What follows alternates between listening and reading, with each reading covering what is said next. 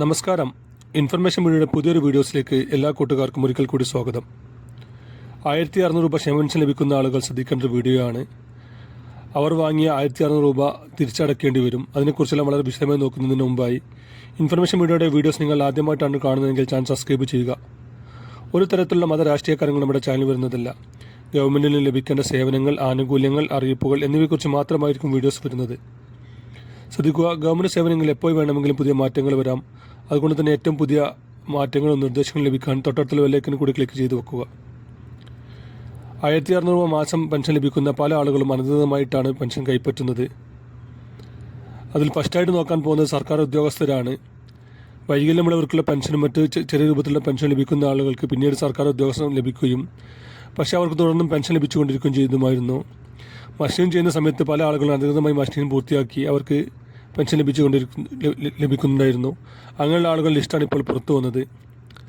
അതുപോലെ തന്നെ 1000 square feet മേലെ വീട്ടിൽ താമസിക്കുന്ന ആളുകൾ, വീട്ടിൽ വാഹനം 4 ചക്ര വാഹനമുള്ള ആളുകൾ, അതുപോലെ കുടുംബത്തിന് ഒന്നാകെ 1 ഏക്കർ മേലെ ഭൂമിയുള്ള ആളുകൾ, അങ്ങനെ പല ആളുകളും പല അധികൃതമായാണ് പെൻഷൻ കൈപ്പറ്റുന്നതാണ് ഇപ്പോൾ സർക്കാർ അന്വേഷണത്തിൽ കണ്ടെത്തിയിട്ടുള്ളത്.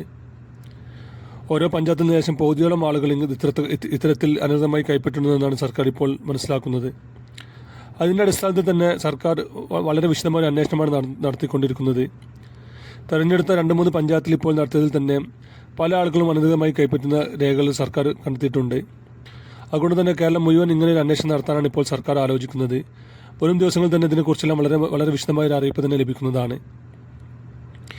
നമ്മൾ അനധികൃതമാണ് പെൻഷൻ കൈപ്പറ്റുന്നതെങ്കിൽ, അല്ലെങ്കിൽ മരണപ്പെട്ടു പോയ ആളുടെ പെൻഷൻ അവരുടെ ബാങ്ക് അക്കൗണ്ടിലേക്ക് ഇപ്പോഴും വരുന്നുണ്ടെങ്കിൽ എത്രയും പെട്ടെന്ന് തന്നെ പെൻഷൻ ലഭിക്കുന്ന പഞ്ചായത്തിലോ മുനിസിപ്പാലിറ്റിയിലോ കോർപ്പറേഷനിലോ ചെന്ന് ആ പെൻഷൻ നിർത്താനുള്ള അപേക്ഷ കൊടുക്കണം.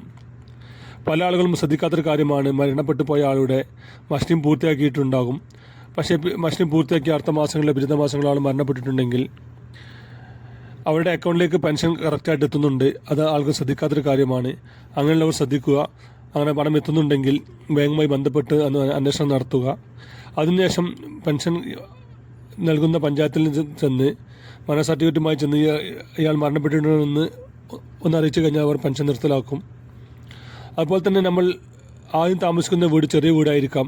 പിന്നീട് നമുക്ക് പെൻഷൻ ലഭിക്കുകയും പിന്നീട് നമ്മൾ വലിയ വീട്ടിൽ താമസിക്കുകയും ചെയ്യുന്നുണ്ടെങ്കിൽ അവർ മിക്കാരും പഞ്ചായത്തിനെ അറിയിക്കണം. ഏതായാലും വരും ദിവസങ്ങളിൽ തന്നെ ഇതിനെക്കുറിച്ചെല്ലാം വളരെ വിശദമായ അന്വേഷണം തന്നെ നടക്കുന്നതാണ്. അതിനു മുമ്പായി എല്ലാ ആളുകളും നേരിട്ട് തന്നെ അറിയിക്കുന്നതായിരിക്കും നല്ലത്. വീഡിയോ ഇഷ്ടപ്പെട്ടെന്ന് കരുതുന്നു. ഇതുപോലത്തെ ഇൻഫോർമേറ്റീവ് വീഡിയോ ലഭിക്കാൻ ചാനൽ സബ്സ്ക്രൈബ് ചെയ്യുക.